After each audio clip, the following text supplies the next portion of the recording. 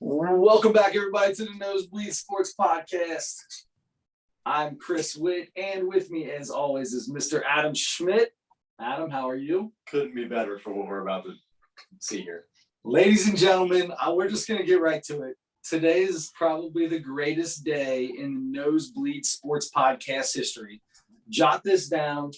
Episode number 230, maybe 230, whatever it is. It'll be the greatest episode ever because Mr. Andre Edwards, our Bengals insider, previously with LockedOnBengals.com, the voice of Debonair, and soon to be the voice of the Nosebleed Sports Podcast, after I was ridiculed for my 13-4, ridiculed, and then halfway through the season, laughed at even harder. And I said, they can still lose. They can only lose one game. To be fair, you laughed at yourself in the second half of the preseason. I did. And I also stood up and I said, I got a whole game. I felt good. Yeah. I didn't feel good. We had a tough schedule. Our second half schedule might have been the toughest in the league. Yeah. Faith, baby. Put my faith in the Bengals, and we will talk about the Bengals. But Andre, let's go ahead. You lost the bet. I did. I lost the first year. Adam lost the second year. We're in year number 3, and the Bengals insider took it down, which means we finally get to hear the golden pipes. Yeah. I don't know. How about rusty? Can gold get rusty? Because these are some rusty pipes, boys. Let me tell you. Hey, it doesn't matter how rusty they are. I've heard the voice before. I mean, you can go on iTunes and listen. You can. Debonair. That actually might be a better move. If I were thinking, I would have just hit the play button and let it roll. But yeah. Here's the best move for you is just to direct everybody to the episodes that Chris and I had to sing. Yep. And then, next to yours, you're going to sound pro. Yeah, go back approximately a year from today, and then 2 years from today, watch those episodes first, and then come back to this one for sure. Absolutely. I still feel like I might have had the best singing voice in the history. Yeah, for sure. I got to give both of you credit. You guys were both fully committed. Like there wasn't like a snippet or let me sing a quick chorus and get in and get out type of thing. Like full on commitment of I'm doing a verse, I'm doing a chorus. Like it was money. It was money. Both of you. I commend both of you. Adam got the most comments we've ever had on a podcast when he sang about how good people thought he really sounded. Yeah. Me on the other hand, I will never sing anything with a high note. If I ever got to do this again, I'm keeping it low and I'm keeping it slow. Yeah. And I ain't getting Boys to Men. Boys to Men was bad for me. I tried to get too into it. I feel like I got way more where that came from. Oh man, it was great. I loved it. Let me tell you, all the comments we got from my singing episode, all family, so it counts as 0. All right, Andre, what have you decided that you are going to sing a cappella for us on this beautiful day? Let me just be very clear about this. This is Andre's nighttime, about to go to sleep voice. So you're making it much, much, much more difficult on me than it should be. But given that I am by far the oldest person on this podcast, and I'm an old soul at that, I thought I'd go with a little bit of the Reverend Al Green. Ooh. So I love it. Do we need to leave the room like when Adam did it? We had to close our eyes and turn around and you didn't even turn the camera off. I think I just averted my eyes, so I couldn't see you. Let me see. All right. And as long or as short as you want. Like take what it's all whatever. Yeah. So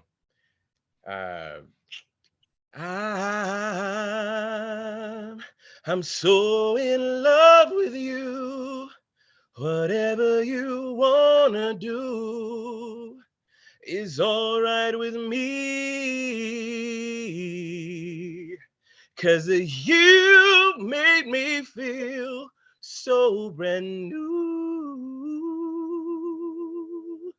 And I wanna spend my life with you. We say baby, since we've been together, ooh, loving you forever is what I need. And let me be the one you come running to. And I'll never be untrue. Ooh, baby, let's stay together. Loving you whether times are good or bad, happy or sad. That's all I got. Oh my God. That was everything I wanted and more. Oh, That was everything I wanted and more. Oh man, that is 4 billion times better than anything we could ever even attempt. You know what I like about? So here's the deal. Adam kind of he didn't try to get too high and he didn't try to get too low. I attempted to get way too high. Andre can just go wherever the hell he wants. Yeah, that's so much range. It is. Oh my God. That's so great. I'm so happy you finally lost. I've never been so happy for you to This lose. sucks. This is the worst feeling ever. I have a couple things. Number one, we have to shut down this specific bet because we can't say that. We can't do that anymore. No, we're done. So we got to bet something else maybe next year, or we'll just have to come up with a way just to make him lose every year. But anyway, I mean, I don't know. I don't even know what to say. The bet has been paid. The debt has been paid. Thank you. Incredible. Thank you very much. So incredible. I can't wait. Do we have to copyright anything since we used your voice on this? I don't think so. I think it's fine. Okay. I'm pretty sure the Reverend ain't listening in on this. We're all right. We're good. I'm gonna get a call from Al Green's people tomorrow. Yeah. Hey, He sounded better than Al now. Hold on now. All right, Andre, let's get into the real talk here. The Bengals, I don't know how to I was trying to figure out exactly how to say this. The Buffalo game. We'll start with the Buffalo game in the playoffs. It was a whooping. There was never a chance we were in charge. It felt expected. Yeah. Which was the weirdest game, the weirdest feeling I've ever had watching the Bengals play football. I expected them to win a playoff game. Yeah. We move past that and we get to Kansas City. And does it feel like this is something we're going to have to deal with for the next 5 years or longer? Is it just going to be us in Kansas City? So it feels crazy weird. So I went to the Baltimore game. I went to the Buffalo game, and I went to the Kansas City game. Wow. Let me tell you what, Kansas City deserves all the praise that they get from a fan base perspective of that stadium being loud. That is the loudest venue I have ever been in from an outdoor stadium perspective ever. Like, it is unreal how loud that place gets when the opposing offense is on the field. It is nuts. But super fun. But yeah, it's very difficult for me as a Bengals fan, as a lifelong Bengals fan, to wrap my brain around the idea that we have entered an era of consistently competing for titles, right? Like, sure, we haven't won one, and I'm not saying that, one is coming and that we're destined to win one. But the fact that you're consistently in the mix is the feeling of what it seemed like friends of mine who were Pittsburgh fans or friends of mine who were Baltimore fans who consistently year in and year out have an expectation of being in the playoffs, doing well in the playoffs, and competing for Super Bowls.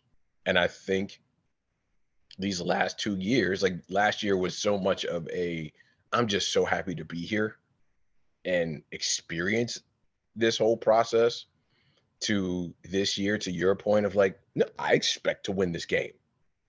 I'm not saying 27-10, but like I expect to win this game and they should win it by, I mean, personally, I bet the cover.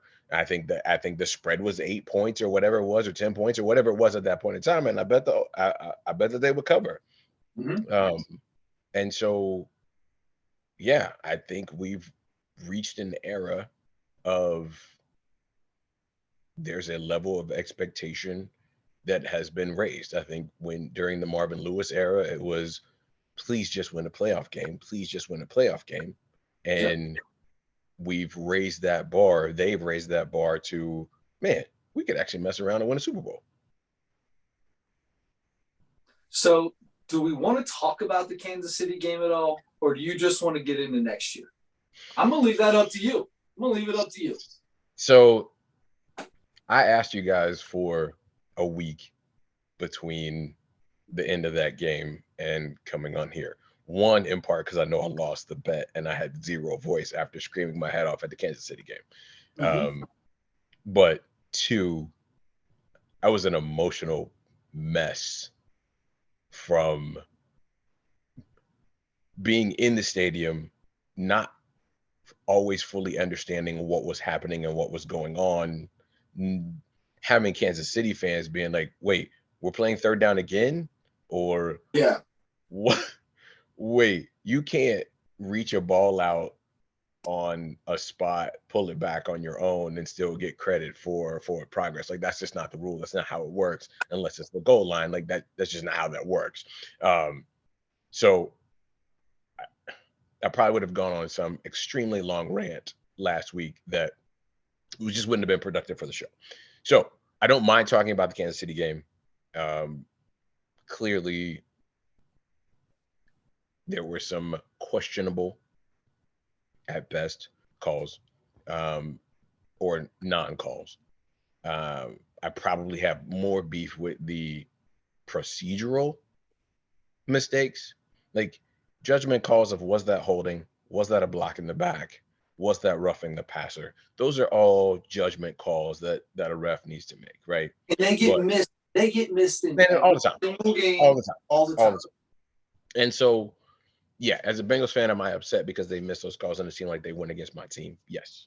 But with that being said, the procedural things make the missed calls seem even greater than what they would normally be. When you miss spot a ball on the third down and have to respot the ball, like what are we doing? Yep. When you don't know the rules of forward progress by sticking out a ball only counts at the goal line. Period. Like that's the only time you can reach a ball over, break the plane, pull it back, and you're still good. That changed from what would have been a 4th and 1 where Kansas City potentially kicks a field goal instead of going for a touchdown at that point in time, or getting the first down and eventually scoring a touchdown. That changes and we lose the game by 3 points. So, I mean, that potentially changes the entire complexity of the game, right? Yes. So things like that are what were extremely aggravating as a fan sitting there. So here's my beef, and you tell me what you think about this. There's only one thing that if I'm the NFL, I change because of that game. Rules were changed in that Mahomes versus Allen game 2 years ago, for reasons with overtime and all that. If I'm the NFL and that was the biggest game in the playoffs so far, that felt like the Super Bowl up to that point. And everybody was talking about the game. I was listening to Dan Patrick, and apparently they take like the all-stars of the refs and put them together in the playoffs. why in God's name, if you have referees and the entire referee group, why do they split? They've got cohesiveness. They are together for every game all year long.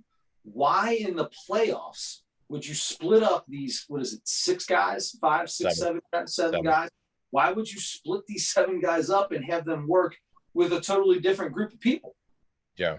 I mean, it's the equivalent of you guys doing this show for 230 shows, and on 231, I'm like, all right, Chris, you're gonna be paired with Rick, and you and Rick do the show and expect to have the same cohesive. Now, Rick may be a fantastic host and he may be great at what he does individually, but the combination of the two of you together isn't what the combination of you and Adam is together, right?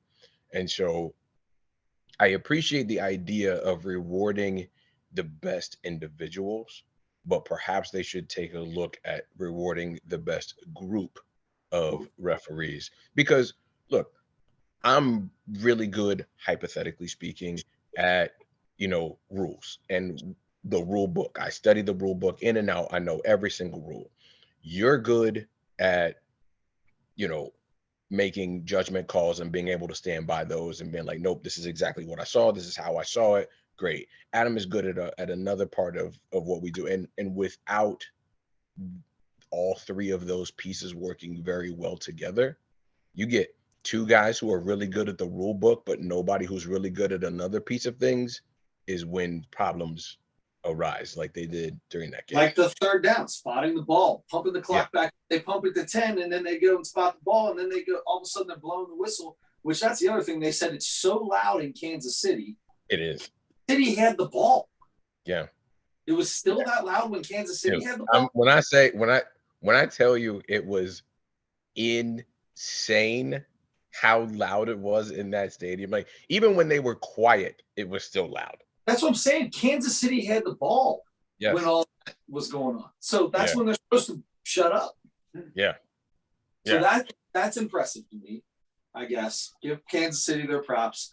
But in the end, the only argument I have is the referees will do a better job if they're working together as a team that they've been with for 18 weeks. Right. I don't understand that at all.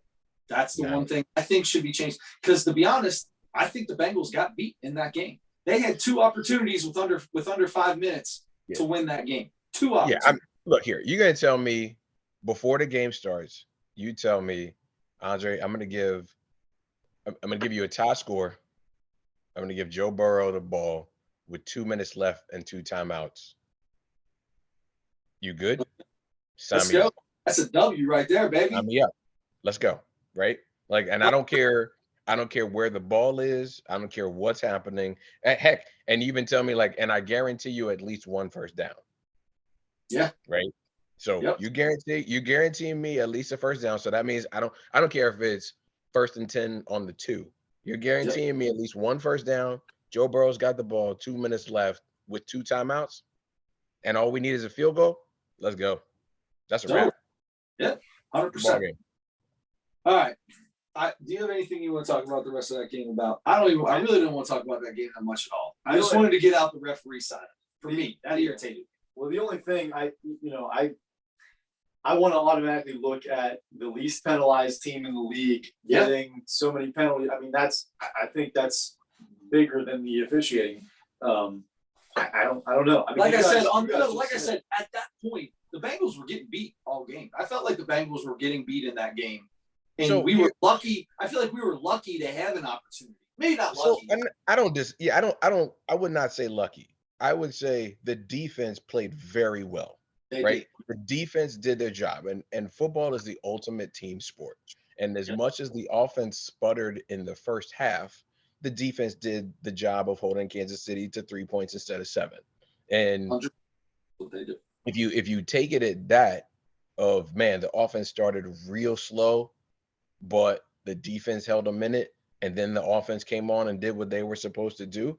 Like, that felt about right. And it's not like we haven't seen the Bengals do that before, right? Takes a minute to get started, and then all of a sudden, boom, here we go. So I don't know. I wasn't necessarily surprised. And I mean, let's be very clear: the two times that we've played Kansas City before, we were down 11 points and 18 points, or what, you know what I mean? Like going into halftime. So for me, I was like, oh crap, we're only down 7 or whatever it was going into halftime. This time I was like, hey, this is right where we want them, boys. Let's go. Let's go. Exactly. I'm with you. It felt like it's always tough when we play them. It's been a 3-point game or less every time we played them the last 5 times. Yeah. And it's going to be a tough game. It felt like they were winning most of the game. We had to make that comeback. But like you said, 2 minutes and 40 seconds, 2 timeouts, and the ball. And we had the ball before that as well. Yeah. And it is what it is. But as much as I complained about the officiating, in all honesty, the biggest part of the game was we had, what was it, 11 penalties or something like that? I don't even know what it was. The least penalized team in the league. That's what keeps us in games. It's going to kill you. And the hurt offensive line got exposed finally came back to bite them, right? I think people want to complain about we didn't do enough on the offensive line to fix it and this, that, and the other. You can't lose 3 starters in 3 consecutive weeks. You just can't. I don't care what team you are. I don't care, what league you play in. You can't lose 3 starters on the offensive line against a very good defensive line with an elite player in Chris Jones on it and expect to succeed.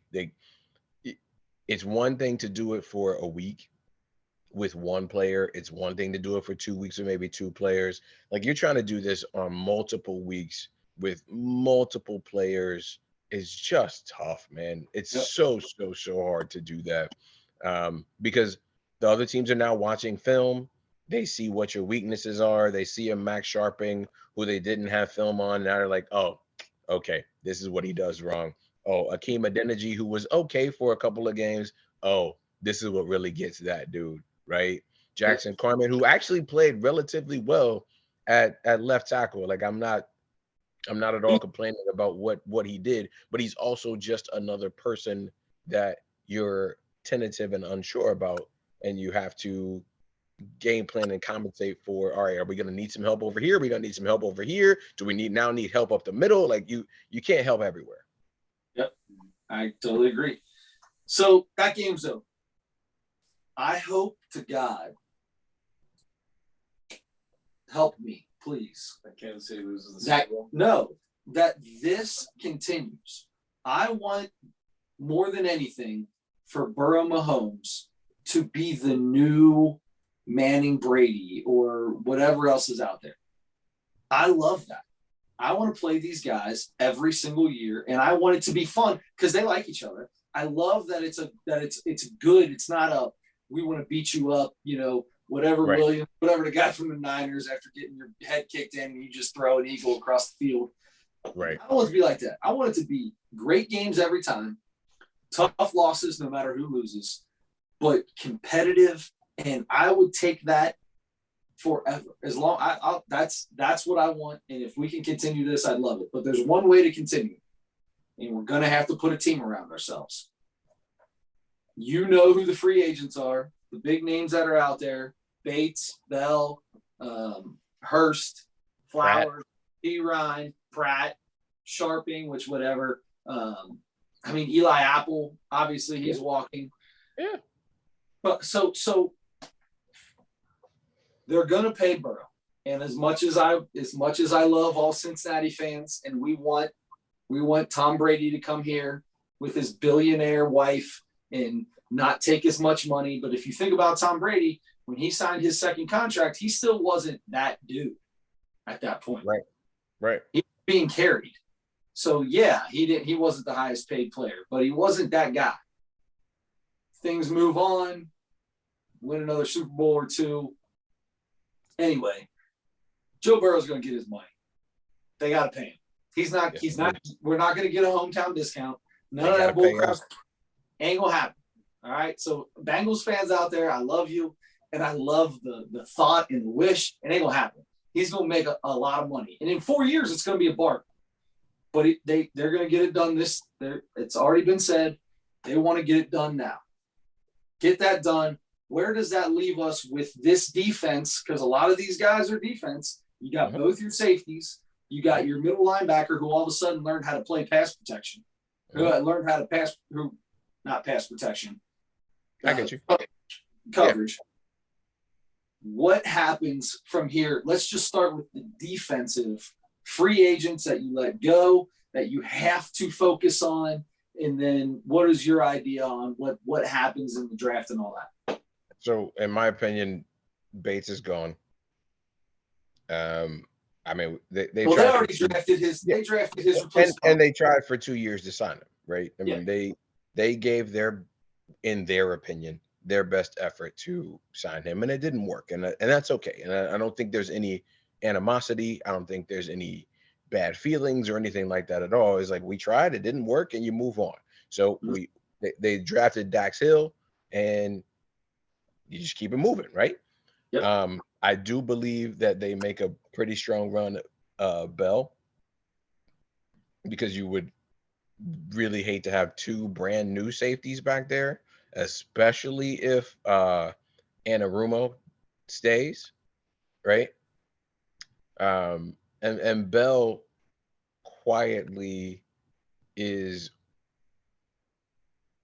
probably the leader of that secondary. Like, we give a lot of praise to Jesse Bates, rightfully so, and the kid's great, but like, Bell is that glue guy that holds that whole secondary together. So I think they go pretty hard for Bell. Bates is gone. Apple, I think if a team comes offering Apple a multi-year deal, I think they're fine with letting him go. But I will say this: if the first couple of weeks of free agency go by, nobody's really talking to Eli, cheap, and you can get him on the same essential 1 year, $3.5–4 million that they paid him this past year, and you can make him your number 4 corner, because you got Cheeto coming back. Mm-hmm. Obviously, Cam Taylor-Britt took a huge step this year. You still got Mike Hilton, and then Eli's your first guy or second guy or first guy off the bench, competing with either a rookie and or another person you bring in off the street to compete. I'm perfectly fine with it. I have no problem with that at all. I think Pratt is gone because he wants to be a 3-down linebacker, and in Anarumo's system, and I'm not saying the kid can't play three downs. You're right. His pass coverage has been really great, and he's done all these things. But in Anarumo's system, for whatever reason, Anarumo feels like he's more of a 2-down backer than he is a 3-down backer. And so 3-down backers get paid more than 2-down backers, and I'm a 3-down backer, so I'm going to go get paid. Yep. I get it. Like, I get it. Outside of that, I mean, I think everybody else is essentially back. If Flowers, you want to do a deal with Flowers, and Flowers wants to come back, fine. If he wants to walk, fine. Like, I'm fine. I think the last year he was much more of a lockdown dude when it came to tight ends. Like, oh, he's the Kelsey stopper, and oh, he's this, that, and the other. And then this year he was okay. He wasn't great, but he was okay. So if you can find a way to bring him back, cool. If not, that's fine. Defensively, that's basically where we're at. So that means that we're either looking in free agency for a linebacker or draft a linebacker and for Pratt. Well, so here's your here's your linebacker depth right now. So you have Wilson, you've got Akeem Davis-Gaither, you've got Marcus Bailey, you've got Joe Bacci. So that's 4. They usually only put but Bacci's like he's one of those lower level free agents that is relatively easy to sign type of deal. Nobody's coming after Bacci. So I mean, that's 4 dudes right there. They usually only play 2. So, and then you throw in a draft pick, that's 5. You're fine. I don't really think they have to hit free agency overly hard from a linebacker perspective. So is it corner still? Because we'll get Yes. Cincinnati I mean, you'll get a Wouzier back, but he's coming off a knee injury. Who Right? knows what it's going to be? You got Hilton, who I'm going to tell you right now, we don't blitz often, but when we blitz Hilton off that edge and he's on that tight cut up, it's either a sack or a tackle for loss every time. Yeah, dude's dope. He's dope. He's dope in that role. Now, I will say this: that's his role. His coverage skills aren't tremendous. It'd be like if Eli Apple was able to blitz like him, we probably would like Eli Apple better. But Eli Apple wants to cheer and celebrate when he gets burned and the ball gets overthrown, like he did something. Correct. Sorry, that irritates me to no end. But that's why I like Hilton. So he's got a place, right? Third down, you're in the dime, so you've got 4 out there. You've got a safety come and cover. He can blitz off on third down. Perfect. I love it. Yeah. So I think corner is if there was a first round talent corner who fell to them at 28, I think they would be perfectly fine with taking that person. I think if there was a rush end that fell to them at 28, they will be perfectly fine with that as well. Like somebody whose specific job it is to go get the quarterback. As much as we all love Sam Hubbard, as much as we all love Trey Hendrickson, as much as minus that last play, Joseph Osai seemed to be coming into his own. Kid played a hell of a game in that Kansas. That's a hustle play too, though. That's a hustle. It is. It's one of those plays. It's one of those plays as his coach, you tap him on the helmet and say, "That's a tough one, kid. Like, give me that effort every time." Unfortunately, it was one step too late, but give me that effort every time. But if you look at our division, you look at Pittsburgh, TJ Watt. You look at Cleveland, Myles Garrett.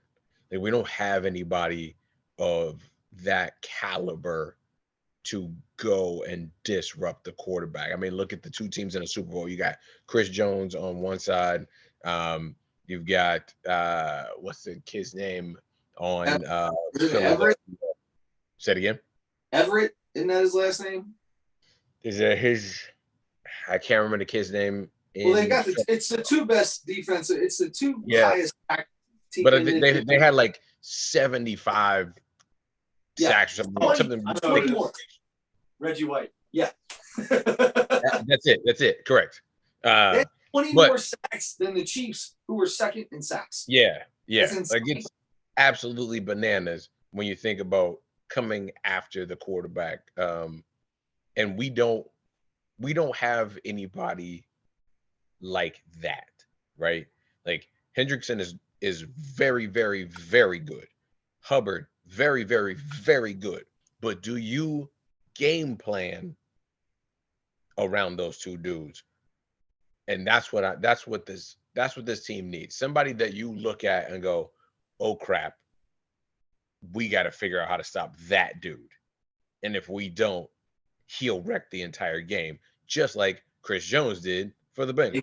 Exactly. He absolutely wrecked that whole entire first half for the Bengals offense. And we don't have anybody like that who can do that to the opposing offense.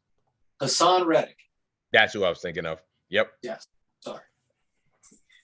I have a question. Is the biggest loss on the defensive side potentially going to be Lou Anarumo? I think that would be the biggest loss as a team, period, if they were to lose him, only from the standpoint of, I think you have an heir apparent on the offensive side. If Callahan were to get a job, I think they fully and firmly believe in Dan Pitcher as the next dude to step up and step in as offensive coordinator. They have a guy named James Betcher, who I think is right up under Anarumo, but is not to the level that Anarumo is.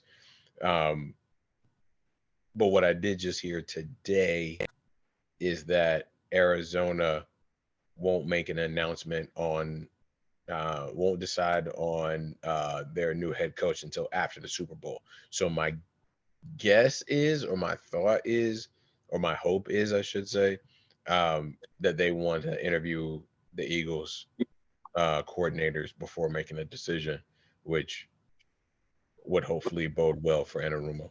Are we still? Are we still not hiring Eric Bieniemy? Bieniemy, that's what I thought you were going to say. No, we're not. Apparently, did you hear this? Eric Bieniemy is in the running for the offensive coordinator and the Commanders and the Ravens. Why in the world would you leave the Chiefs' offensive coordinator spot to go to call play? I guess the take is Andy Reid is fairly hands-on. Yeah. And whether true or not, the perception is Bieniemy is more of a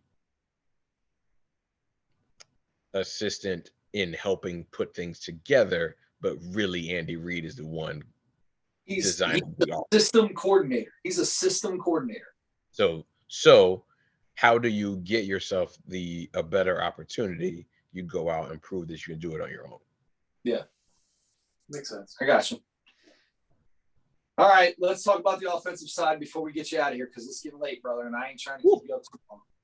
Offensive side of things. We thought we had the second half of the season, the offensive line was starting to put it together, and they looked really good.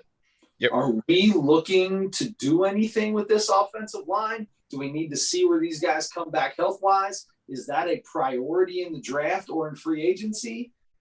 Or are we saying when these guys all get back together, I feel confident? I think, one, I'm not super confident. So, one, Jonah Williams is being his last year of his contract, so he's on his 5th-year option. La'el Collins would be coming back from a late season ACL injury that you're not super confident about where he'll be from a rehab perspective at the start of the season. I think your 3 guys in the middle, your Volson, Karras, and Kappa, all 3 of those dudes should be back because Kappa potentially could have played in the Super Bowl. Jonah could have potentially played in the Super Bowl. So those guys feel like they won't have much problem being ready for the start of the season. Collins is a question. So is anyone sold on Jonah Williams? Are you sold on Jonah? But you're paying him $12.5 million and you know what I'm saying? I mean, like in the grand scheme of things, and it's a fully guaranteed year. He's playing. Yeah. Barring injury or some sort of miracle that, a rookie comes in and just beats him out and you're like, holy crap, we didn't see that coming type of deal. He's playing. Right. They're not going to go spend top dollar on a starting left tackle to replace him is basically what I'm saying. So barring a rookie coming in and shocking them or Jackson Carman beating him out again, I'm just saying these are the miracles that we're talking about. These are the miracle levels that we're talking about. When they drafted Jackson Carman, it was a joke. But again, so it just goes back to my point of Jonah Williams is your starting left tackle. Yeah, you're right. I got you. Yeah. There is a pretty big question mark on La'el Collins as to, one, what will he be like? What will he look like? 2, he had the back issue all last year. Now you add in a knee issue. There's some question as to whether they even bring him back. I mean, you save like $10 million versus the cap if you don't even bring him back.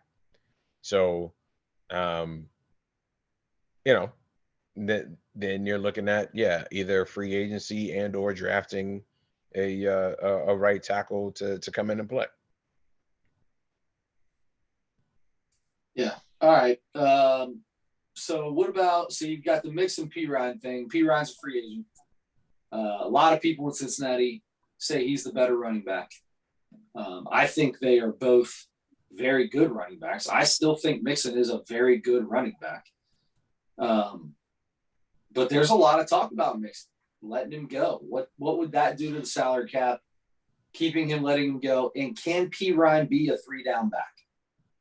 So, to address the first part of the question, if they cut him before June 1st, they save like maybe $7.5 million against the cap, but they take a dead money hit of like five. I want to say it's like 5.5, 5.75, somewhere in that general vicinity, just short of $6 million. And we know the Bengals, and we know Mike Brown. They don't like to do that. They Yeah, don't like to do that. But they see that as a $2 million loss. But with that being said, though, they cut Trey Waynes, and that was they lost $5 million on that deal.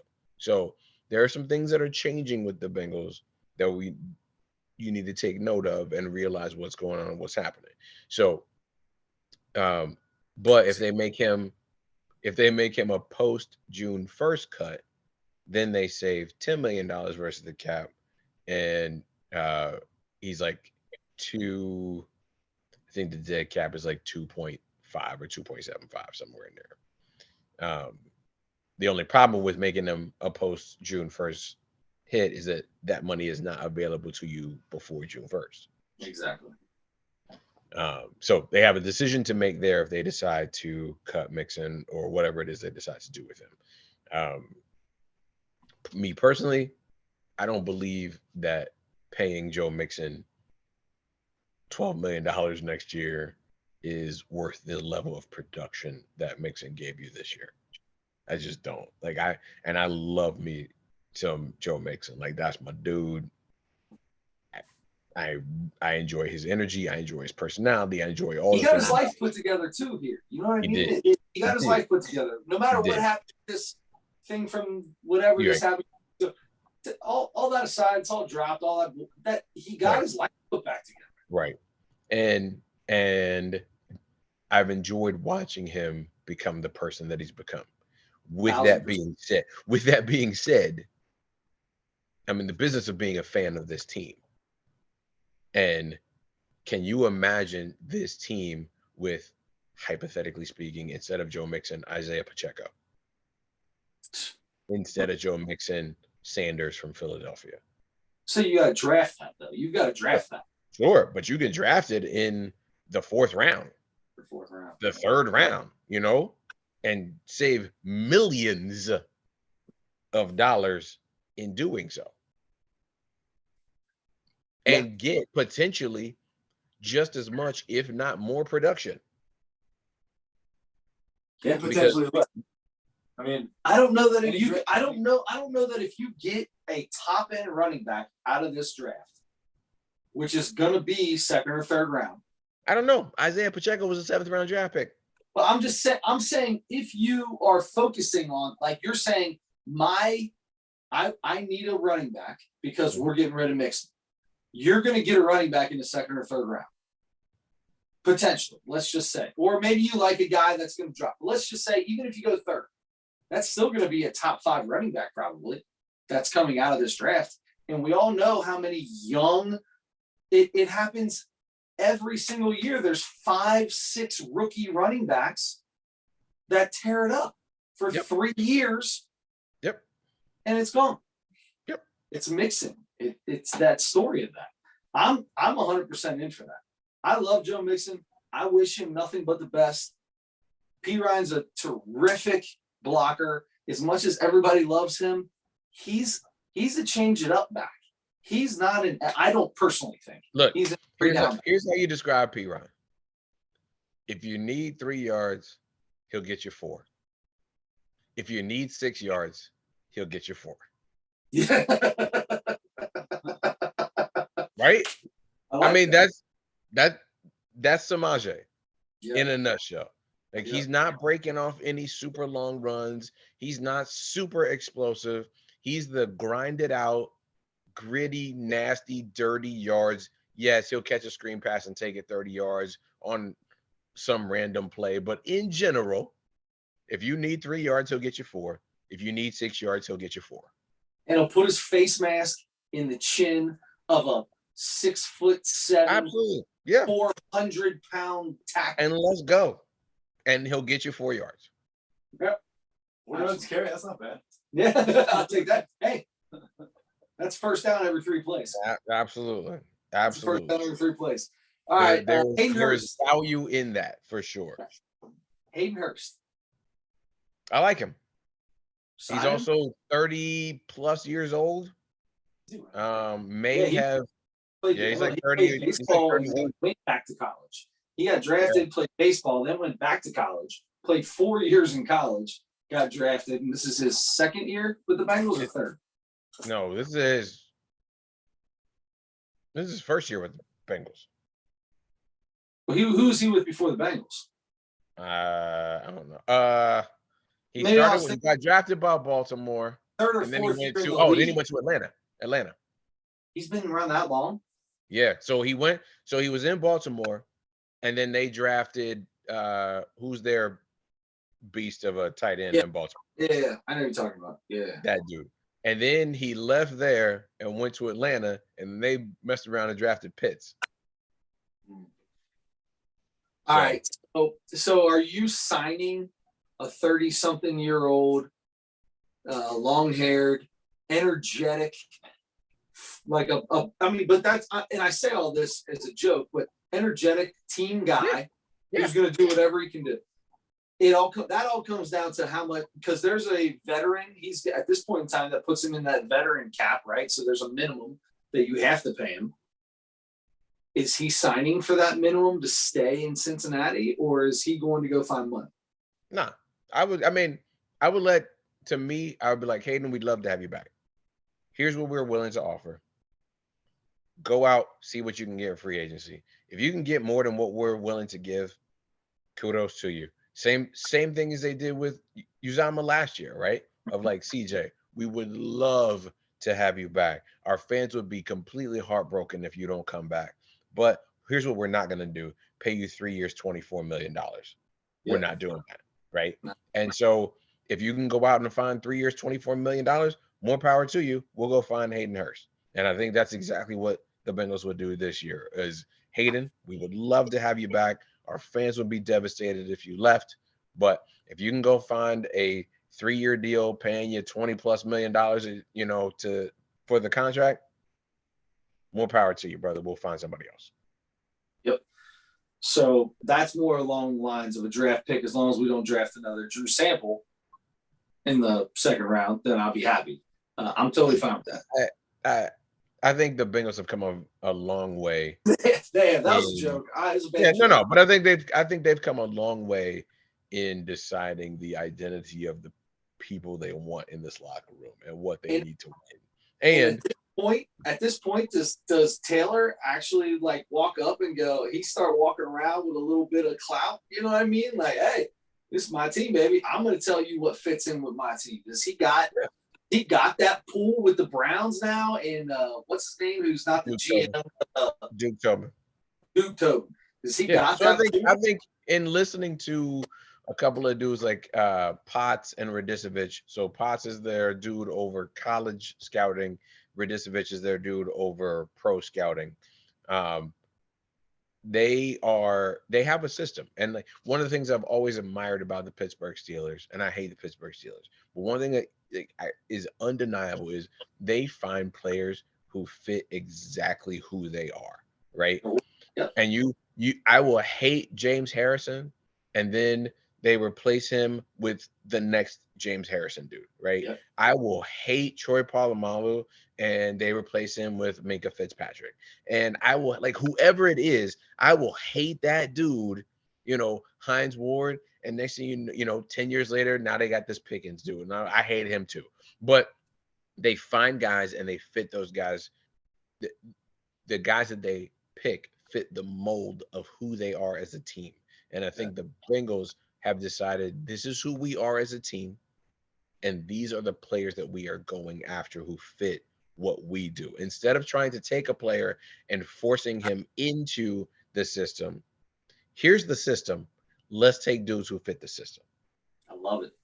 God, I hope that's it too. I hope that's it more than anything in the world. Yeah. That's it. That's it. I love it. Sorry. I just keep thinking about we got up that poor Andre. I know. I apologize because I could do this right here I'm telling you right now, for another hour. And I'm trying my hardest because it's already been almost an hour.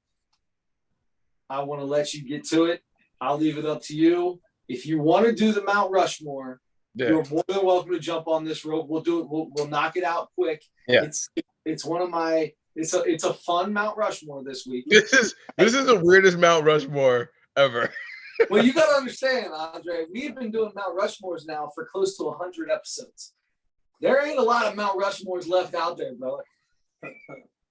It's not a lot. Valid. Not a lot.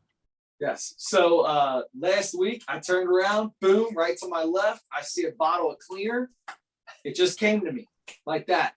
This week is going to be household cleaners. All right. All right. So you are the guest of the show, Andre. Right. What is your Mount Rushmore top 4? Yeah. Household cleaners. So number 1, I have to go with like just the classic of all classics. If you don't have it, I don't know what you're doing, but Windex right off rip. Like you got too many windows, you got too many mirrors, gotta have some Windex, right? Yeah. We have hardwood floors and a dog. So one of the things that I use without question all the time is my Swiffer. Like either Swiffer or Swiffer Wet Jet, either one, don't matter. I use them constantly. I also have 2 boys who can't always find the hole in which to urinate. So things just everywhere, all over the place. I got a little boy. I understand it. Bro, it's amazing. So just the regular general standard of bleach. Just bleach it, man. Like eliminate everything. It's a classic. Get the bleach that has some kind of flavor to it, because that's a worse smell than bleach. Yeah, no, don't do that. No. I'm just telling you. No scented bleach, just regular bleach, cool. And then like my new school addition to this whole piece is the Mr. Clean Magic Eraser. I don't know what that thing is made out of. Like I have absolutely no idea what happens, but you take a Mr. Clean Magic Eraser and you can erase anything. I can erase the black off you right now with a Mr. Right now. Eraser. Right now. That's no joke. Right now. We would be 3 white dudes on a podcast. I'm telling you right now. I'm just telling you. I told my wife that the other day. I was like, this is the craziest thing I've ever seen in my life. It's nuts. I don't understand it. I don't know what it's made of. I have no idea what's going on. You get it a little wet, it cleans everything. But it doesn't like take paint off, but it cleans itself off. Yes. It's weird. It knows what I want to clean. Yes. It's insane. It's AI. It's artificial intelligence. It's the weirdest thing ever, but I love it. So I'll go next because 2 of his are on mine. The Mr. Clean Magic Eraser and the Windex. Windex is a must. Yes. Okay? Must. My wife hates bleach, so we don't have bleach. She can't take the smell of bleach. We have a bottle of it, and I use it when I clean the bathroom. She hates it. I have to clean with it. So I'm not doing that. When I was a kid, we always had Pledge. Always. My mom would go like, go dust. And it was Pledge and a rag. Rag that has been used. Yeah. It may have been washed 4 times in my childhood. Maybe. That's it. Maybe. And it just sat on top of the bottle of Pledge, and you sprayed every counter, everything down, and you wiped down with the Pledge. You ready? Yeah. We used Pledge and an old sock. Put your hand inside the sock. Feels right. The funny thing is we called it dusting. Like at my house, it was called dusting. You're in charge of dusting the living room. And you grab Pledge and you spray the whole living room down. Any hard surface and wipe it down. Pledge 1,000% is on mine. And I'm gonna go new school. I hated this at first. We had a cat for a very short period of time, a couple years. Coolest cat in the world till it started peeing in my house.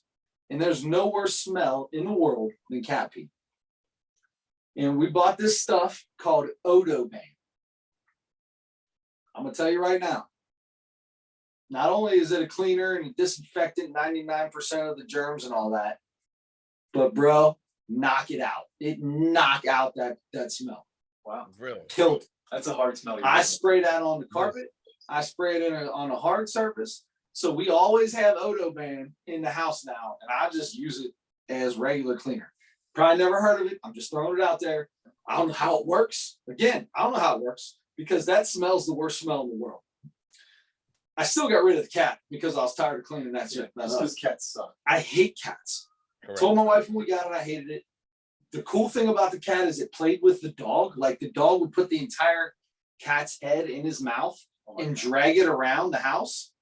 Dustin. And then as soon as he let go, dusting, he was dusting. And as soon as he let go of the cat's head, the cat would start pawing at him like, come on, I want to play some more. And he'd grab his head and dust a little bit more. That was the cool thing about the cat because it was like a dog. And then it started doing that in my house. Out of here. The cat is swiffering. The dog is using the cat to swiffer the dog hair off. Yeah. Yes, exactly. Perfect. So that's my fourth. That's my Should have just sprayed it. You should have just sprayed the cat with Pledge and called it a day. Called it a day. I should have named him Pledge. His name was Noah. I should have named him Pledge and just sprayed him down. All right, boys, go ahead. That would have been good. Oh my God. All right. I'm starting with, I use these to clean almost everything in my whole house. Either the Clorox or the Lysol Wipes. antibacterial wipes. Yeah. For sure. Number two, We're Lysol wipes. We got Lysol wipes all the time. I go back and forth as long as they have the stuff on it. That's all I need. Dawn.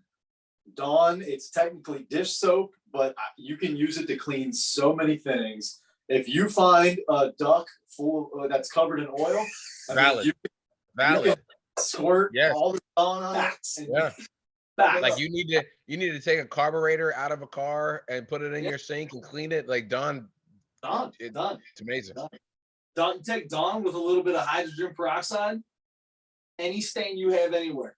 7-year pit stains. Scrub them out. Wow. That's just a throwaway for me. I don't mess with that. All right. I'm going when you have a drain that's getting slow. The Drano or even the liquid plumber, but the gel. Every single time. Every time you start getting a slow drain, pour the gel in there, leave it for 15. You're a thick-haired fella, so I see yours is constantly. I'm a werewolf. I'm a werewolf. Yeah. So yes. Not as much hair as Andre has, but you're getting there. I don't think I experienced those same problems here. And then I'm going the bleach is great, but the good thing about bleach is they put bleach in so many other cleaning products. Yeah. Everything with bleach, and that's why it works. I'm going with the Clorox toilet wand. Ooh. So you get the wand. You gotta get that little V-neck. attachment. Get the Z-neck. Yeah. You get the attachment on it. It's got the little scrubber pad. And you scrub that out, and you go get under the sink get under the You lip just or pop whatever. it off at the end. Yep. Yeah, and that's a Pop her off. button. You don't have to touch it. If you had to even come close to touching it, it would never be even in my house. Now, Right. how do you get it from toilet to garbage? Because there's a lot of drippage going on there. You hold it for a while, let it fully drip out. Now you just knock it Or around a do little you bit. bring the garbage? You knock it around a little bit. Knock it around. You give it one of these, just like the priest with the holy water doing this. Yeah. deal. Right. Yes. Yes. And I'm I a spinner. have a garbage can right next to the toilet. I go, couple of these right in there. I'm a spinner. I'll spin this way, let it drip out. Spin this way, let it drip out. And then by the time I spin it again, it takes a while for what water's left to make it to the other side. I got time to get over to the garbage. Pop it out. Valid. Nice. We're talking discarding the details of discarding a toilet. Look here. If you're still here at this point in the podcast, this is what you came for. Okay. That's what you came for. It's 100%. Anybody that still listens to this podcast this far in, they know what they're getting from us. Trust me, already they're know. here for one reason. They're here for one reason, Hey. and it's to find out what kind of crazy, weird stuff they're going to talk about today. I'll tell you what, I'm a different man than I was an hour and a half ago because of what Andre did when he first came on. I feel Cold like chills. my life has changed. Cold chills. Yeah, that was awesome. That was as cool as we expected and hoped it would be. Called them golden pipes, but in all reality, they're platinum. You guys are so stupid. I love you both. You're my favorites.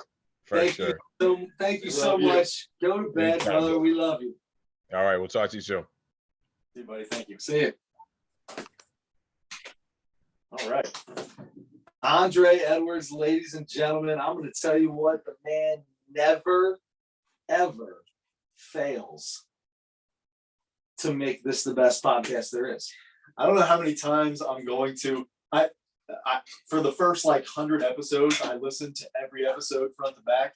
Oh, I'm listening to this It's been a while since I've listened to the full one. I might not listen to this whole thing, but I'm gonna listen to the first part of this podcast just to hear this. maybe 10 or 12 times. And that was with his Tired voice, and he hasn't sung like that in a long time. I mean, I'm plugging back in. I'm plugging back in while we're live. plug it in. I'm gonna it in. plug back in the microphones. I apologize. Here we go. Man, All right, so that should help with the sound a little bit more now with us. I feel like I was yelling a lot because I wanted to make sure he could hear us or anyone could hear us. But now that I've got the microphone in front of me again and the headphones back on, I'm feeling good. We've got to figure this Zoom thing out, man. yeah. I don't know. The problem is we the producer called in sick. Yeah, it's tough, man. I mean, everybody's having trouble finding help, and we're the same. I mean, Yeah. if anybody calls in sick, we're a skeleton crew here. Skeleton crew too. Unfortunately, when someone doesn't call in sick, we're still a skeleton crew of two. right. Adam, that was awesome, right? Andre's the best.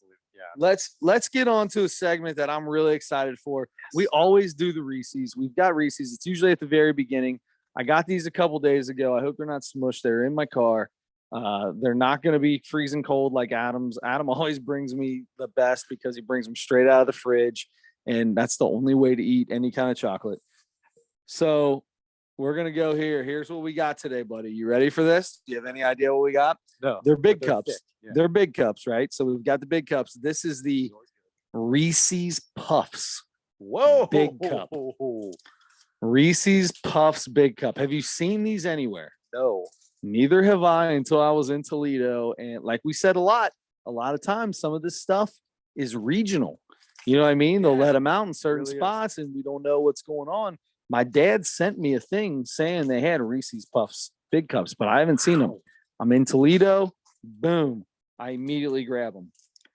Oh. So we've got the Reese's Puffs inside the big cup Reese. Well, as we get started here, I want to know your opinion of Reese's Puff cereal by itself. It's upstairs. I mean, we had it. We've had it on the podcast. That is a staple in my house. My kids love it. One of my daughters today was eating it without milk. So, all right. So you just took your first bite. I'm going to let you chew that for just a second before I jump into mine. Just looking at the Reese's, it looks like all the puffs are in the center. I'm just look at that. It looks like all the puffs are in the center. So you got to take a decent bite to get to it. I'm sure you did. First bite, first impressions. He went for a second bite. Now I feel like I'm getting him in the middle of a bite, but that's okay. Reese's Puffs big cup. To me, first impression, outstanding.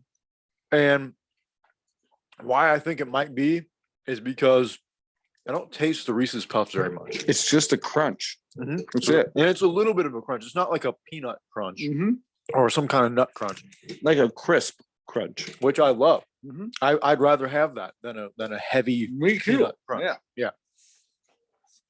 And you are still getting, I'm sure there's still a little more of a peanut butter and chocolate thing inside of the peanut butter, but it is disguised because this is the big cup and there's a lot of peanut butter in there. I just dropped a little bit of this on the floor, but it's okay. I'll still eat it. They're very small puffs. I dropped 2 tiny pieces on the floor. I picked them both up and put them back in here because I'm not going to eat I figured I saw you do it. them. I mean, Alright. if you use bleach to clean this floor, then maybe. Yeah. Maybe Nope. it's all right. Nope. No. But it is clean. Mhm. That's you guys clean. Mhm. Clean in here. It looks great. It is cleaner than usual. All right, Adam. So, first impressions. Give me your what are we doing this here? I'm just going to go right to it, and I'm going to say 9.8. Whoa. I'm going with a 9.5. I like the crisp, but I like the big cup by itself better. I like that little crispiness in there. I'm totally down for it. Like I love a Reese's, not a Reese's, a Rice Krispie treat or something like that, you know, with a little I love those. But 9.6 is a great score, by the way. 9.5. Did I say 9.5? Mhm. Oh, I meant 9.6. Okay. In my head was a 9.6. Can I go to 9.7? No, I'm kidding. 9.6 is good. Can I go to 9.9? Mm-hmm. Oh, man. That's impressive. really good. You're in love right now. I really like these. Mm-hmm. That's a good job. Great find. All right. So, Adam, we have options now. Mhm. Okay. It's getting late. We're over an hour into the podcast. I'm going to leave the option up to you. Would you like to talk about the fact that LeBron James last night just broke the record, the scoring record in the NBA, or do you want to go straight to comedy? Let's take like do it like pardon the interruption and put a clock on it. Give us 60 seconds or something like that. Here's my 30 seconds. We all knew it was coming. It's an incredible achievement. Longevity, certainly. Greatness, certainly. He's been not even going to get into that part. It's just a very impressive record. It's a very impressive because for a long time, I think people thought that's probably never going to happen. But I'll tell you what, I think it's maybe a lot sooner than it took the length of time for somebody to break Abdul-Jabbar's record. There's a chance that LeBron's record could be broken in a shorter amount of time, just because of the way the volume of scoring now. Yeah, I agree with that. And the volume of scoring in per game, which is up, and the fact that scoring in each game is usually by one or two players where the bulk of the scoring comes from. And more, there are more 3-pointers being taken too. Mm-hmm. Guys are practicing exclusively 3-pointers. I feel like. I mean, probably not really, but I mean, with the 3-point line and the use of the 3-pointer as a key strategy in everybody's game. Crazy stat last night. Kareem Abdul-Jabbar in his career made 1 3-pointer. That's one more than I assumed he made. 1 3. Because most of his career, the 3-point line didn't exist. So here's my thing. So there's a lot of things I want to talk about. And It blah, wouldn't blah, have blah, mattered. blah. It wouldn't have mattered. But there's a lot of things I want to talk about. I had a guy today, Parker, my son, at basketball practice. He wore his LeBron James shirt, his T-shirt with the LeBron James number and Lakers on it. He wore his Lakers sweatshirt. He's finally. We've talked about this before, where he was kind of hurt because everybody said he sucked, and he felt bad for liking LeBron James. He's kind of taking on the role of, all right, what about now? So that was his thing today. Was he said, I'm going to go up and tell everybody, oh, who sucks now? He's got the scoring record. Had a dad come up and tell me today. He wanted to compare the fact that MJ couldn't come out of high school. He spent 3 years in college and all the stuff like that. And I said, you say whatever you want. You say whatever you want. It didn't happen. Like Kareem came out before MJ did, and he had it. It just didn't happen. And then there was a lot of people talking about how physical the game used to be. And LeBron is not as physical now. First off, LeBron is as big a monster as there is. His game would translate, I feel like, even if you take the threes away. Second off, it's not like Kareem was the most physical cat there was. I mean, his patented shot was basically trying to get away from physicality in the hook shot, right? I mean, it's not he's not He's not big, trying to power through. He's not a Wilt Chamberlain, just a big giant guy who's going to fight through whatever, get a rebound, put it right back up, make the basket every time. No, he's going to be 10 feet out and give you the sky hook. Mm-hmm. I'm just saying, it's still today, even today, I had 4 people today, customers, that dad, other people, 2 dads, a couple customers that still don't want to give this man his props. Can we just say, this is unbelievable. Great job. Sure. I put on a thing. I don't post anything on Snapchat or any of that stuff, but I was watching the game, made sure I had it. GSOT, right? We don't need to call him the GOAT. I'm not going to call him the GOAT. The greatest scorer of all time.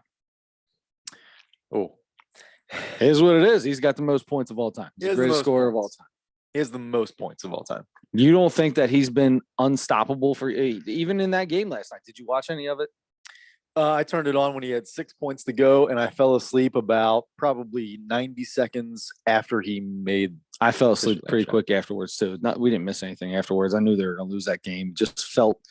It felt like they had already had it lost, and I know that it is, and that's another thing is it feels fitting that it's for the season for this Lakers team. Last 2 years, yeah. It's LeBron, and LeBron is great. LeBron can do a lot. But you can't win with one guy. I mean, MJ needed Scotty. You know what I mean? Like, whatever you want to say, people need somebody. And AD's not that guy. And then you start seeing all this stuff today. He didn't even stand up. He was sitting on the bench the whole time this whole thing was going on. Never got up to do anything. Pat Beverly's got his phone out there recording it and all this other stuff. And he never even got up. And now it's like, okay, well, AD's out. Like, obviously, there's some beef here. Something happened. Something's going on. How fast can they get rid of AD? And I'm telling you right now, if I'm a Lakers fan, and I'm not a Lakers fan, look, I push the whole LeBron thing on here just because of he's so polarizing, and I like to take that side of it, of him. And I do it in my everyday life. Tell people like when people start getting upset, like he's top 5 in assists. He's top 5 in steals. He's the number 1 scorer of all time. Like, he had 3 or 4 steals in that game. I don't know. So you didn't watch. So in the first half, he had like 3 steals in the first half. He's top 5 in so many stats. Like, you cannot tell me LeBron James is not great. You can't do it. I'm sick of that. No, yeah. Anybody who doesn't think he's a great player or one of the greatest of all time. He's one of the greatest of all time. Nobody can rationally make a case for him not being that. It's right.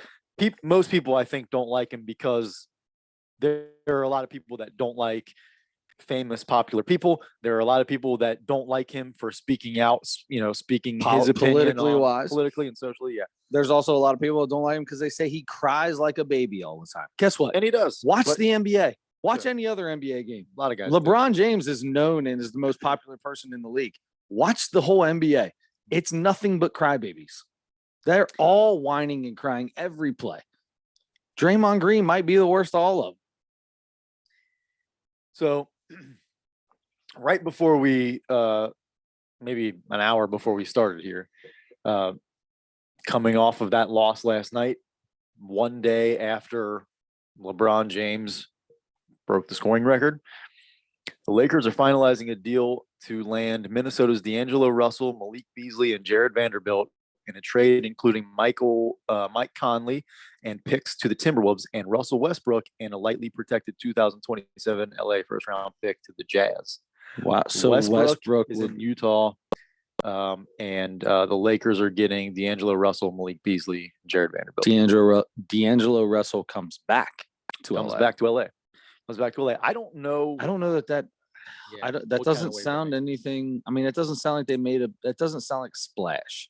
No, Malik Beasley might be good, but might be a good fit. But Yeah, I mean, it really, the biggest thing is that Russell Westbrook's out of there. That's the biggest part of that trade. I get it, but as of the other, and I'm going to tell you right now, watching Russ, he's still got that first step, and he's still explosive.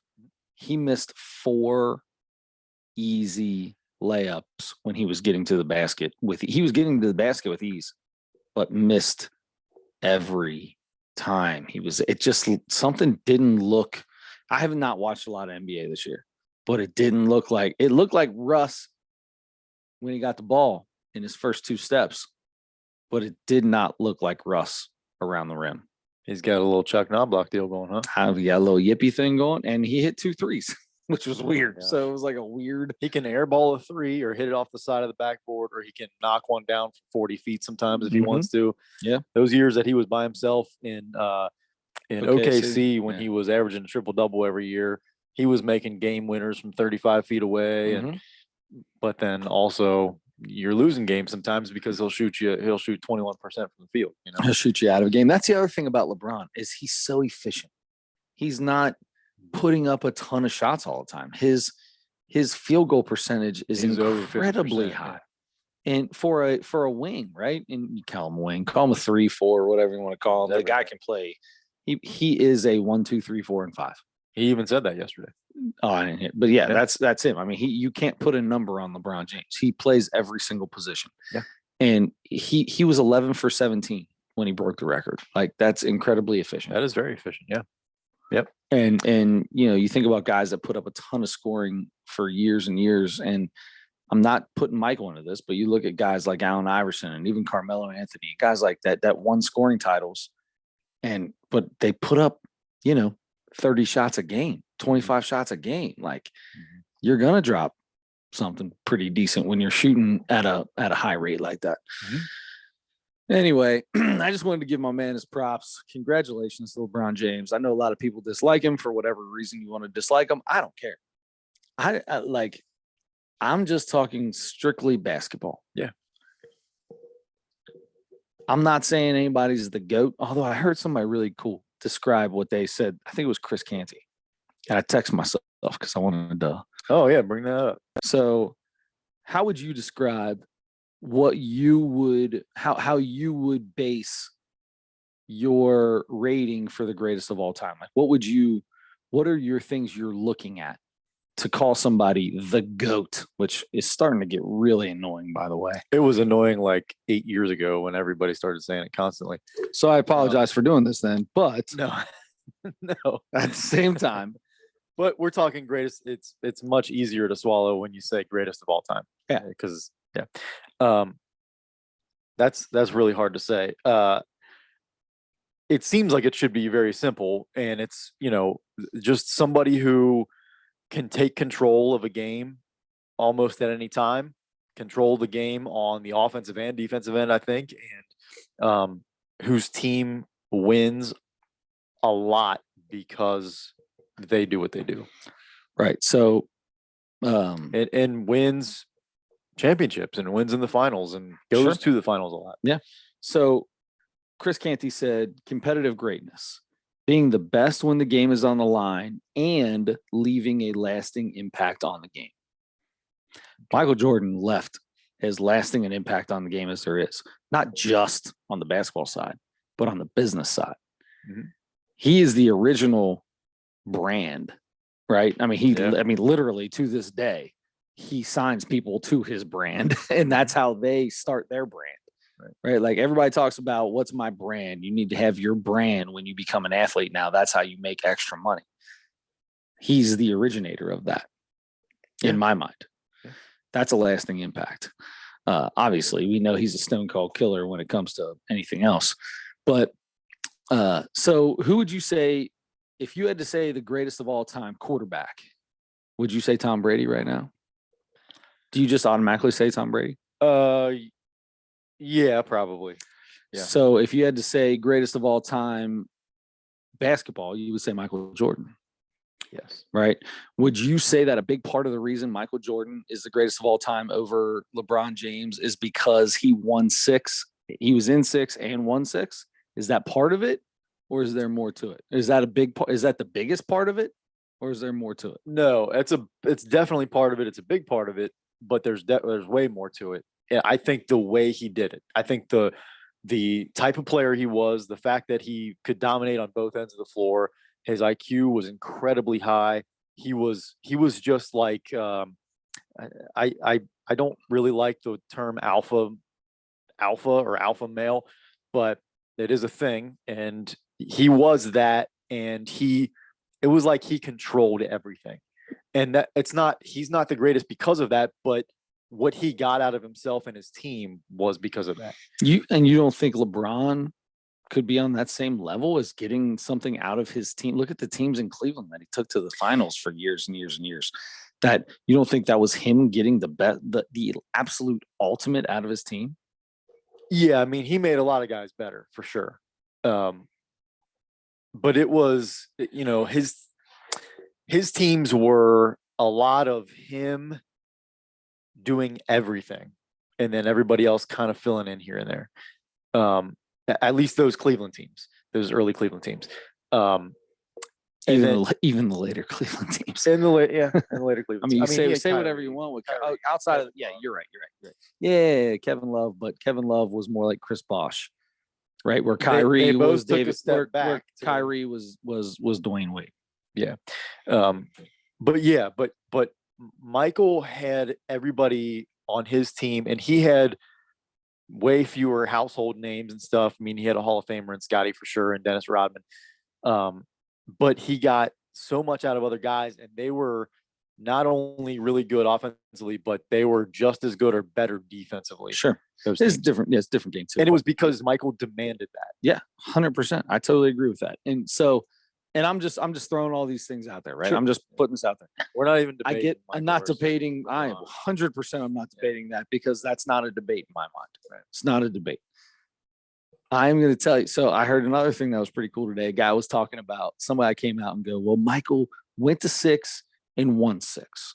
That's it. That's the over the top, right? So I agree. So he says that, and Chris Canty says, all right, who's the GOAT in the NFL? And he says, Tom Brady. Are you kidding me? He went to, blah, blah, blah. He goes, Joe Montana went to 4 and won 4. And he went to 4 and won 4. Guess what? Tom Brady went to 11 and won 7. Whatever you want to, whatever it is, right? For percentages here. Yeah. But Tom Brady, but the guy was talking about how many he went. So you're going to make, it's just like everything else. You're going to find the stat that makes your point. Sure. And there's always going to be another stat on the other side. Mm-hmm. LeBron James is one of the greatest of all time. I put him on the Mount Rushmore. It's almost hard not to. Yeah. Longevity is part of it. That's part of being on there. You can't be on the Mount Rushmore and play for 7 years. You can't do it. It's not going to happen. You can't be on there. You have to prove it, do it, prove it, and be it. Mm-hmm. He's averaging 30 points a game at 38 years old. Yeah. It's insane, right? It's insane. Top 5 assists, top 5 steals, number 1 scorer of all time. You just give the man his props. You don't have to like him. Just give the man his props. That's all I want to say. Congratulations, LeBron James. Yeah, absolutely. Can we be done with this? Yep. Thank you. All right. Let's talk about I'm super stoked for this. Another guy. Let's talk about another GOAT. Quickly becoming one of the all-time greats in his profession. I put him on the Mount Rushmore of current comedians. I put him on mine. And I was really nervous when I did it, because it was last week and we were watching his special this week. And we have been let down by a ton of comedians on their second or third special, where we're just like, oh my God, that's not what I thought it was going to be. Yeah. And I'm not. All right, I'll let you start. Let's go. It was Nate Bargatze. What was it? Welcome Home or Hello World? Hello World. Yeah. Nate Bargatze. Now I'll tell you this. I went to Columbus to go see him last year. And I was really, really, really, really hoping that the golfing joke was going to be in this, because that was my favorite joke of the night there, and was probably my favorite. Actually, I laughed harder and this is another thing I really like the joke I laughed the hardest at was the door at the end. That was the joke I laughed the hardest at. It was the last joke. Finished it with it. The one before it was the one I laughed second hardest at. and it was the golf stuff because I'm a golfer, and a lot of it is just. I'm sorry. Go ahead. No, I don't want to talk about jokes too much in this. I don't want to. I know. There's a lot of them. He does a good job of telling a lot of different stories. Yeah. Yeah. The smart and dumb part of your brain. Oh, so good. Yeah. Let's see. Oh yeah. I like the one where he was talking about that, and he's like, it's like a conjoined twin throwing a surprise birthday party for the other twin. That was the best analogy I'd ever heard. That's just one, and then I wrote down the golf wife stuff, and he's like 4 holes. 4 holes with just just a driver. You don't even have to be a golfer to be like. He's like I chipped up, and then I luckily putted I got a lucky 7th putt. Yeah. So good. 7 plays, and I just grabbed the head. I looked like I was. Anyway, all right. I don't want to carry on too long with this because I'm going to tell you this about this special. This is on Amazon Prime. I told you that Nate Bargatze is on my Mount Rushmore of current comedians. If I were to do a Mount Rushmore of comedians, he's on that right now as well. Like all time. This right now, I'll just tell you, I don't know that I've ever done this. I laughed out loud at every single joke. There was not a single joke I did not laugh out loud to. I spit sunflower seeds twice out of my mouth while I was eating. Twice spit sunflower seeds out of my mouth. Mm. This may be the very first 5 I've ever given. Wow. I give this a 5. This was the best. This is the best one I've heard. I loved it. Adam's going to give it like a 3.1 or something like that. Get my pen out because I have to make sure I write down this 5. Never given a 5 out. This, I'm telling you, and it's not just because I love Nate Bargatze. I laughed at every single joke, and not just in my head, out loud. Like I found myself out loud laughing at all. Maybe there was 2 jokes that I smiled at, but there's 12, 15 jokes in there. I laughed out loud. I gave this, so I pretty much don't give 5s because I always expect what if there's something better. 100%. Yep. And I feel that way too. I'm the same way, but I'm going to tell you right now. Anyway, go ahead. This is, and I think we've had some pretty good ones. This is the best one we've had in a long time. And I laughed out loud more at this one than I have with a lot of them, most of them. And I gave it a 4.6. I almost feel like that's low incredible. Now, that's an incredible score. That's very high. A 4.6 for either of us is an incredible score. I might just drop mine to a 4.9 just so if there's somebody else out there that ever gets it. I know. You know what? I gave it a 5. I give it a 5. It's the greatest. I've had a blast. I laughed out loud the entire time. I can get you to change your 100% score with whatever look I give you. You can. Yeah, you could. Actually, if you would have gave that a 2 or something, I'd have been like, you're an idiot. That's a 5. Oh my God. I mean, it was so good. It was great. I'm probably overhyping right now, but the fact that you also gave it a 4.6, that's a huge number. We don't go over 4.2. Like a really good stand-up special is like 4.2, 4.4 for both of us. Yep. That's a really good one. Like Deion Cole's last one was really good. And what's his name? Bill Burr, really good. Yep. But we were probably in that 4.2 to 4.4 range on both of those. Yeah. Yep. Man, if you like comedy at all, stand-up comedy, this is one to watch, and it's clean. You can watch it with anybody. That's the best part about it. That might be the next best part about it. That's great. He's able to do this without dropping 37 F-bombs. He even has jokes about that. There's a joke. I don't say sucks because I couldn't say it when I was growing up, and I just still don't say it. And I actually kind of feel that way too. Yes. I just said it earlier when we were talking to Andre, but I was like, I feel weird when I say that because I know at some point either my mom or maybe it's grandma or somebody. Yeah. Like if one of our, say that word. That's the thing. Because we grew up as Christian Catholics in the 80s and 90s, it's the same thing he was talking about. Like that's for sure. Like I don't cuss around my mom. No, I don't do it. No, I do around my dad, but my dad was never Catholic, and so. But Like I don't cuss around my mom. I don't say God around. Like I don't say, oh my God. I correct my kids when they go, oh my God. No, oh my gosh. Yeah. Right. It's oh my gosh. Don't say that, because if grandma hears you say it, she's gonna think I told you how to say that, and then I'm gonna get in trouble. Yeah. And then he says he had to sit down his sister and his mom and dad. So I don't think you guys should be hanging out anymore. You're a bad influence. I love Because they got tattoos. because they I love it. When I got my tattoo, the What's showing your mom? scariest moment was going home. I immediately went home to mom and dad. I was 20 or 21 years old, and I was scared to death to go home because I knew my dad would be so mad that I got a tattoo. Yeah. I showed him what it was, and he was still super disappointed. But You got the best. they couldn't be mad at me. There's We'll just say that. They anything, couldn't be there's mad at me. anything that they could be mad Yeah, at. couldn't be mad at me. And I always said, if I'm getting a tattoo, I'm gonna get a tattoo. It's gonna mean something. Sure, It has to. course. I'm not just getting a rose on my arm or something like that. It's Right. not happening. Right. So I anyway, got the tribal one on my back, but other than that, Yeah. I'm not getting any more. yeah. I mean, but that tramp stamp means a little something to you. It does. It means I can wear short shirts and low rider jeans. Low rider jeans, baby.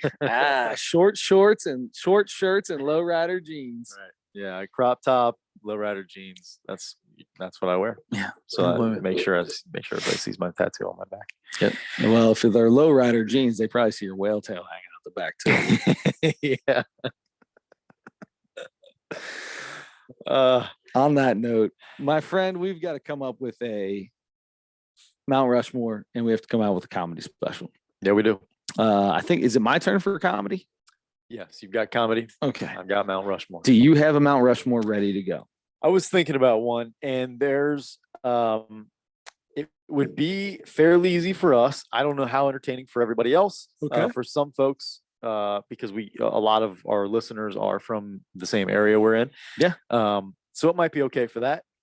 It's going to The be nasty something. natty. Yeah, it's going to be something. Oh, I just had another idea. But Okay. it's going to be one that is going to be. It might be fun for you. You are a giant Xavier Musketeer basketball fan. Yeah. Yes. What's going to be different about this, though, is it's not going to be the Mount Rushmore of Xavier basketball players. It's going to be the Mount Rushmore of University of Cincinnati basketball players. Oh boy, this is fun. I'm actually pretty stoked for this. Yeah. So, because mine is not going to be probably what 99% of UC basketball. I know who my number one is, and it's not Oscar Robertson. It's not Nick Van Exel. It's not Melvin Levitt. I'll tell you who my number one is right now. Go ahead. I'm going to let you know who's on my Mount Rushmore. My favorite UC basketball player of all time is Herb Jones. Herb Jones, long time. Loved Herb Jones. That was like, he was on some really good UC basketball teams. We beat them a lot as Xavier, but that was one dude that he was a hustler. He was always on the ground. I actually liked Herb Jones for UC, and I don't like a lot of UC players at all. Sure. Very, very, very few. But I'm just gonna let you know he's on there. Good. Great. I love it. I find this one interesting because of your. I mean, I could easily do who I think the Mount Rushmore of UC basketball players are. However you want to do easy. it. Yeah. If you want to do it that way, I mean, there are two that are easy to me. Sure. Everybody else, Obviously, there's two group right off that the you bat. Yeah, there's two right off the bat, and then you probably got 5 that you could put in the next two. Sure. But I did think it's interesting because it's the rival of your favorite team. Yeah. I feel like that'll be fun to Mhm. hear what you think next week. Yeah, I mean, is it really a rivalry anymore? I feel like the rivalry is almost gone. And it starts already. Here we go. I mean, you have to lose a few games for it to be a rivalry, don't you? It's cyclical. It'll come back. Get careful now. It'll come back. When I'm dead, When you're dead, you see. because I'm gonna tell you right now, it ain't happening in the next few years. Because the Bearcats are not good. Hey, takes one good recruiting class, you know. Okay. It's the next Fab Five. Which, by the way, just in the last 6 months, maybe less, I found the Holy Grail. Since I was 6 years old, I've been wanting Michigan basketball shorts, the ones that the Fab Five Yes, wore. the yellow. So I wanted the blue. Oh, like the the yellow aways. too. You like the aways. So the yellow I just saw for the first time 3-4 months ago. Right. I'm like, holy cow, I've never been able to find these available. That was anywhere. your team. I mean, that was your team as a kid. That was my team as a kid. I didn't pull the trigger on the yellows. I think I found a place that somehow sometime had blues, sold out. They didn't even by the time I saw them, sold out. The other day, ad on Facebook, I forget what website it is, one of the big ones, and they had the blues. They had the blues. Did you get them? I didn't get them.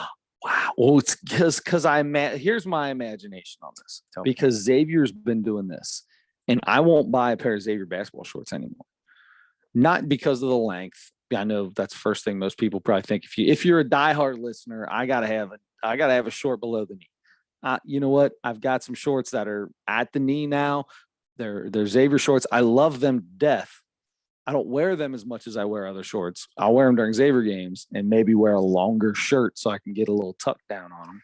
But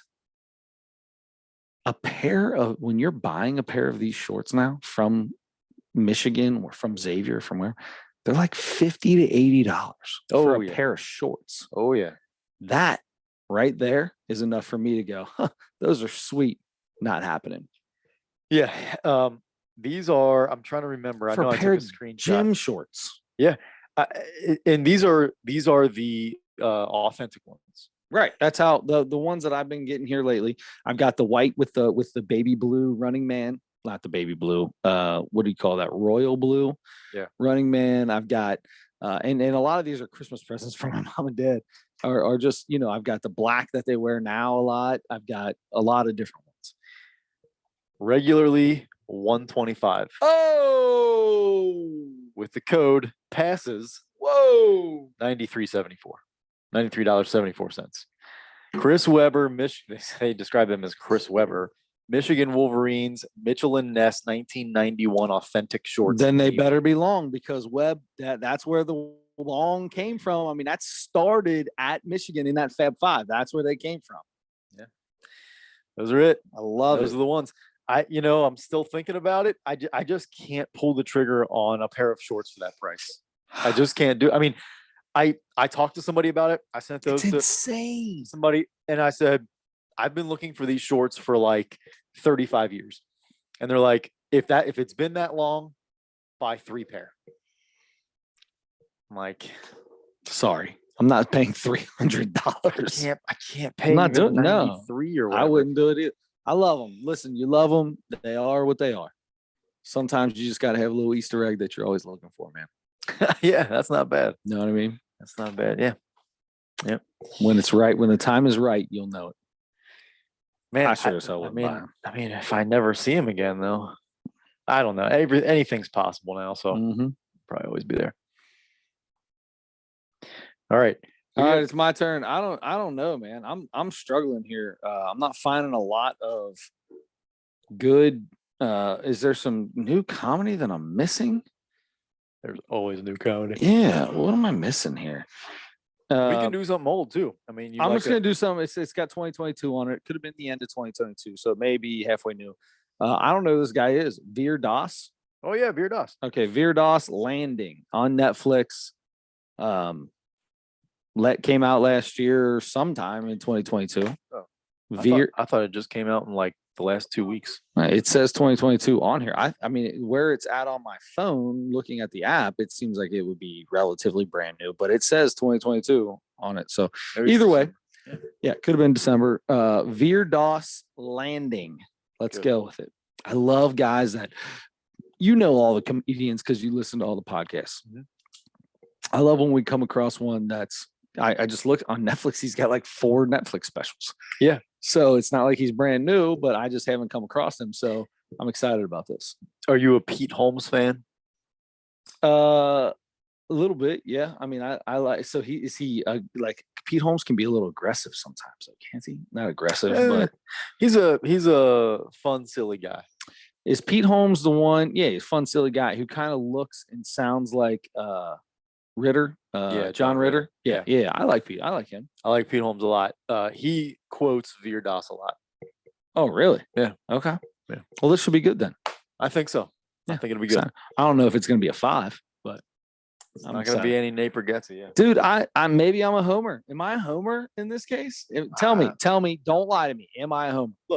If you have a favorite comedian, you're gonna be biased. You're gonna rate them high, But I love. but they have to be good. I If 100%. If it wasn't that good, you would not have given. I it 5. I no know that. chance. I would never do that. I would never do that. No. I know. I think I'm being biased. I'm not going down to a 4 It was 9. great. Though. It was awesome. It was I great. loved it. It's my favorite one that we've done yet. Wow. Probably since the Tennessee Kid. Yeah. I remember the Kings of Comedy, the original Kings of Comedy, getting really high scores from both of us. Oh, you know That what? might have You're been one right. of the That highest. might have been well. And I don't know that this was. I mean, this was as good as any of the. But those are all like 15, 20 minutes, right? They're not. That was different. Yeah. There were 4 guys on that. It was. And that's a little they could get their best 20 minutes out, not rock out a whole hour. But I'm going to tell you right now, original Kings of Comedy. Whew, one of the best ever. yeah, 100%. Yep. All right, Adam. On that note, we've got Veer Das landing. We've got the Mount Rushmore of the University of Cincinnati basketball players. I don't know. Classy. Actually, you can't say the anymore because Ohio State tried to copyright the word the in front of it. Is that the stupidest thing you ever heard in your life? Yeah, it's pretty silly.